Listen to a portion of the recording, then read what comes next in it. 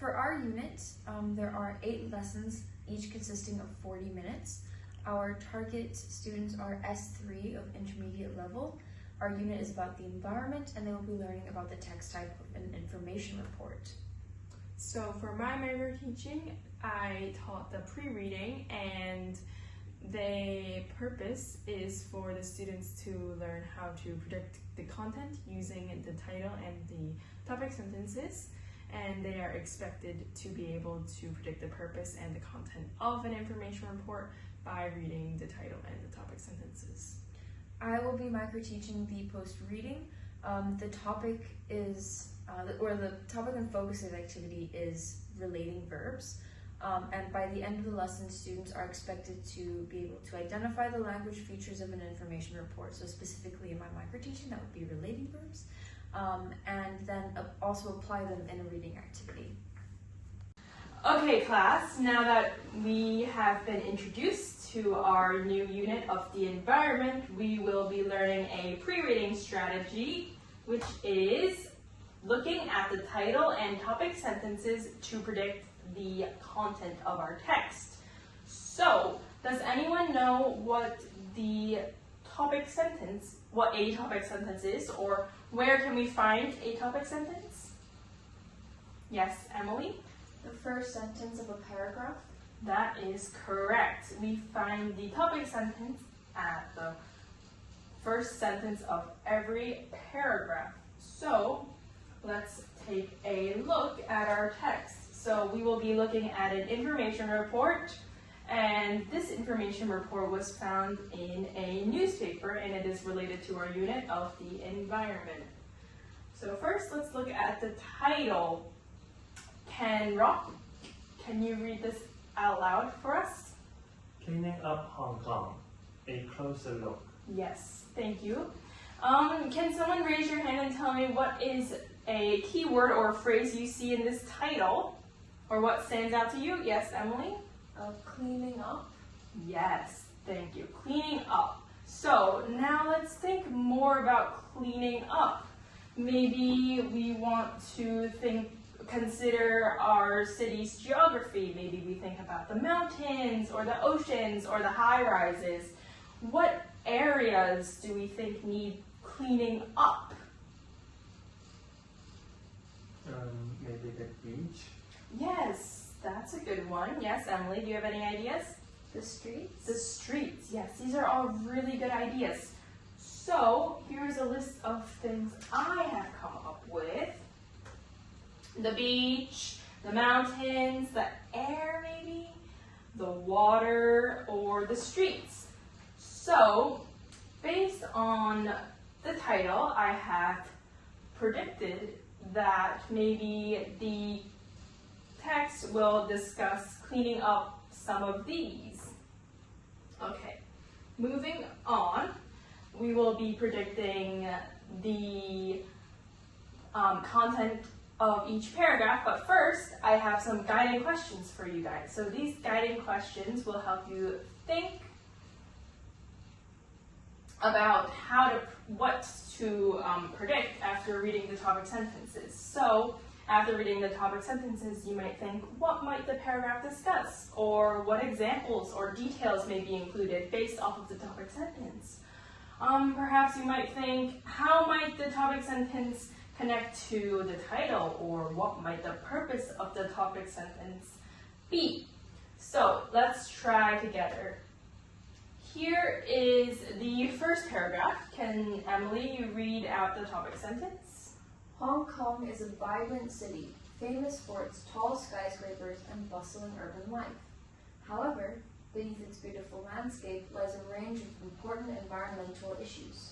Yes, so this first paragraph introduces us to what the text will discuss. So, considering the title, can you give me some ideas on what might you think this paragraph be about? Yes? It might talk about some of the areas of Hong Kong, like the beaches and the streets, because of the skyscrapers and the environment. Yes, correct. So just like we wrote down before, You guys can actually fill out this worksheet, take notes here, just like we did before. Can you please, in bullet point 4, copy down these ideas or add any of your own? Okay, are we good? Yes, okay. Now let's do the same for the second paragraph together as a class. Rock, can you read this out loud for us? Air pollution is one of Hong Kong's most persistent environmental problems, directly impacting public health. Yes. Now, Emily, what do you think this paragraph will discuss? Air pollution? Air pollution, yes. It tells us air pollution in the topic sentence, but what specifically about air pollution? Maybe the causes? Yes, good job. Maybe the causes of air pollution. So, using the guiding questions that I have come up with a few ideas. So, I've come up with, maybe it'll talk about the causes of air pollution, maybe the impacts, or even places with intense air pollution, or maybe even how to address air pollution. So, now that I have, we as a class have done this, I want you guys to first get in pairs and read the rest of the topic sentences. So, paragraphs 3, 4, and 5, and then predict what you think the content will be in point 4, like we have done already, and you may use these questions to help. Okay, now that we have completed this, let's look at what ideas you guys have come up with. Okay, paragraph 3. Rock, can you tell me what your group came up with? So we looked at landfills. Yes, now what specifically do you think they will talk about regarding landfills? I see it is mentioned in the topic sentence. Yes. How the landfills were filling up quickly. Oh yes, it might expand upon the idea that the landfills fill up really quickly. Emily, do you have any ideas? Maybe some of the impacts of the landfills being full. Oh yes, that's a really good one. Yes, so this paragraph might expand upon the impacts that the full landfills will have. So I've come up with, maybe they might talk about the types of waste that Hong Kong has, maybe the impact on the landfills having so much waste has, the consequences of the waste we have, maybe it'll give some solutions to reducing waste. Good job. Okay. Paragraph 4. What did your pair come up with for this? We discussed maybe the water pollution in the oceans.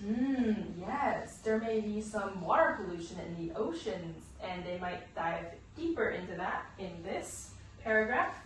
And Rock, how about your pair? What did you guys come up with? We paid attention to coastal waters and streams. Maybe why the quality is high. Yes, it might give you an explanation to why the quality of water in the coastal areas and the streams may have better, higher water quality compared to other places. Why coastal waters may have worse water quality compared to tap water. Okay, so I came up with the ideas that maybe it'll discuss the types of water there is, maybe the sources of pollution, the impact that water pollution has on marine life, and maybe solutions to decreasing pollution and then therefore increasing water quality. Okay, final paragraph. What did you guys come up with? What do you think this paragraph will discuss? Emily? Maybe some of the solutions to the environment issues. Yes, it might propose some solutions. And Rock, how about your group? What did you guys come up with? we said the people who can help solve the problem. Yes, maybe it'll give some suggestions on who can help. Good, very good work. Okay, so I thought maybe it'll discuss some government regulations, maybe how to educate the public, or maybe how to change people's habits. So, you guys did a very good job. So let's recap today's lesson. So today we talked about reading the title to predict content, and then also reading topic sentences to predict the content. And you guys can apply this strategy to any text that you read. Okay, welcome back, class. So today we're going to continue with our unit on the environment. Now, in previous lessons, we have looked at information reports and the content that are in information reports, as well as the structure of information reports. So today we're going to continue with looking at the language features of information reports, specifically relating verbs and relative clauses. Now, why are we doing this? Well, because relating verbs and relative clauses allow us to make an information report formal, clear, and convincing. So let's start with relating verbs. What are relating verbs? Well, let's first look at verbs in general. Rock, could you read out this sentence for me, please? Air pollution haunts Hong Kong as one of its most persistent problems. Awesome, thank you so much. So this sentence has an example of an action verb. Could you help me find it? Haunts? Yeah, exactly, haunts. So with action verbs, they tell us what the subject does. The air pollution haunts, right? That's what the air pollution does. Hannah, could you read out this sentence for me, please? Air pollution is one of Hong Kong's most persistent problems. Thank you so much. And this sentence contains a relating verb. Can you guess what word that is? Is. Thank you so much. So, relating verbs tell us what the subject is, right? The air pollution is a persistent problem. Can everyone understand that distinction, that difference? Yeah? All right, cool. So, relating verbs are quite useful for us for information reports because they allow us to define, describe, and classify subjects. Now, how?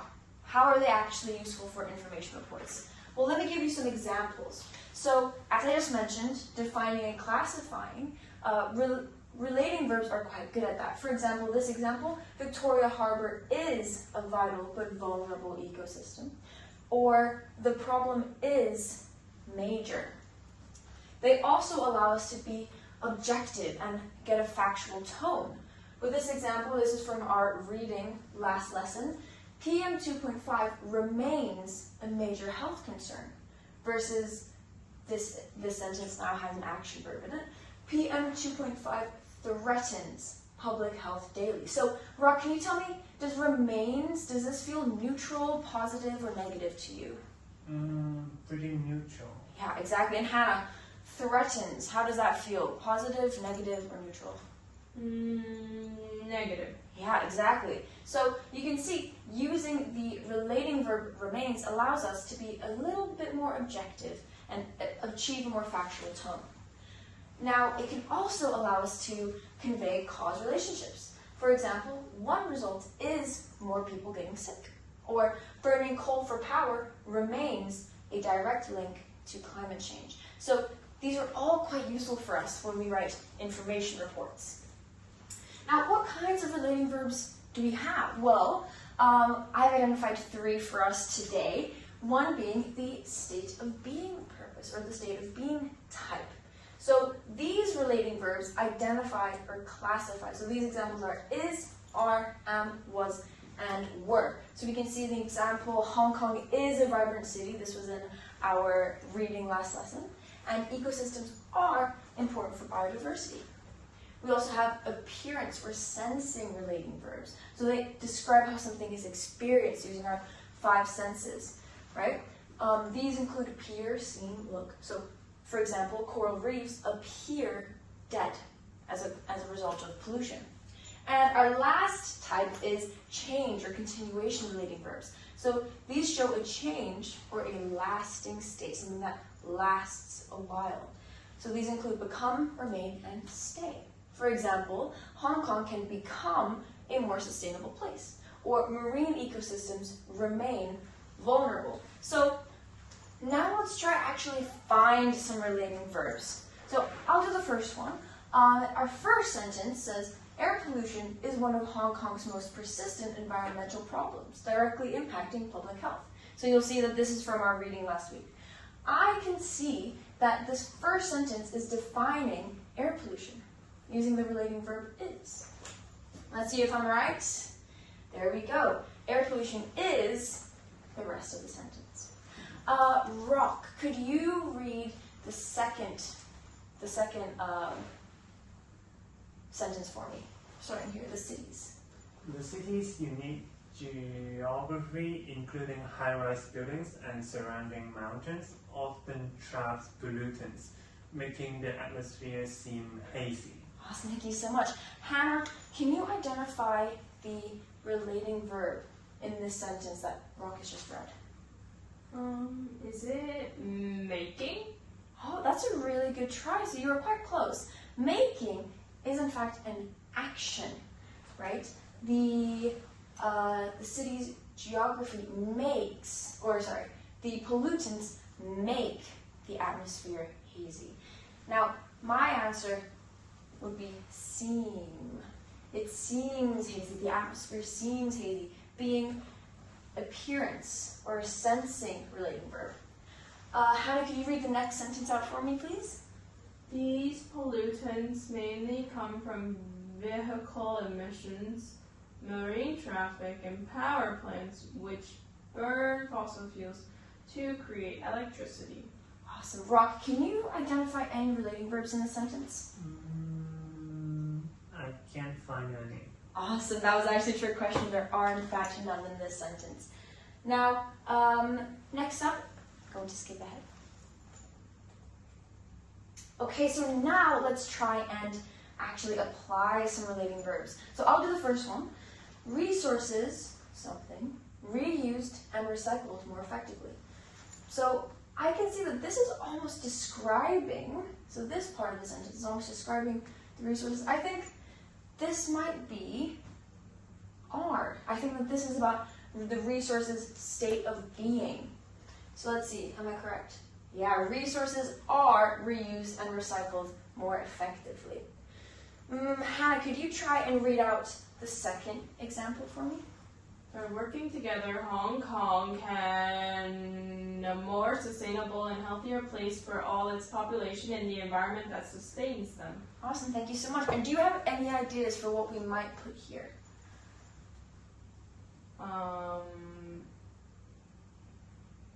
Stay. Oh, Hong Kong can stay a more sustainable and healthier place for all its population. Interesting. So while, yes, I can see that I can see where your thought is, where your thought process is here. The latter part, the second part of the sentence, is about Hong Kong's sort of status, right? But it's actually about changing. We can see that from more sustainable and healthier. So what verb might we want to put there instead? If it's not stay, because stay is about continuing, and more tells us it's about change, what might we replace this with? Hong Kong can. Yeah, great, thank you so much, Rob. Hong Kong can become a more sustainable and healthier place. Okay, so now you will all be receiving a information report about thunderstorms, as you can see here. So individually, you will all read this, and here, you can have your copies here. And after you're done reading, you'll work in pairs to answer the questions in your question booklet right here. So you'll have part A, part B, and if you're really speedy, you can even do part C. Do we all understand? Yes. Great. Okay, so now that we've completed our answer booklets, let's go through some answers together. Skip ahead.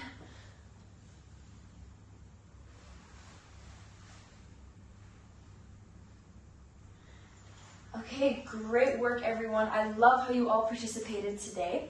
To recap today's lesson, we looked at relating verbs, specifically how they can help us define, describe, and classify the subjects in our information reports. And as we also discussed in the introduction to relating verbs, as well as in our activity, these are actually very important for information reports. And as we will be writing information reports very soon, I hope you can use these effectively.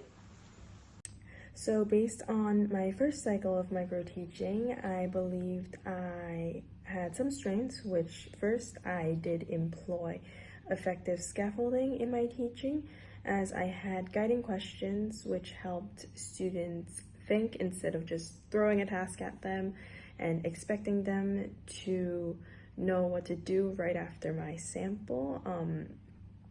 I had some questions which helped them think, so that was one strength. And another was, I believe my modeling was broken down into simpler steps so the students would be able to follow what I was doing and replicate that. So that was my other strength.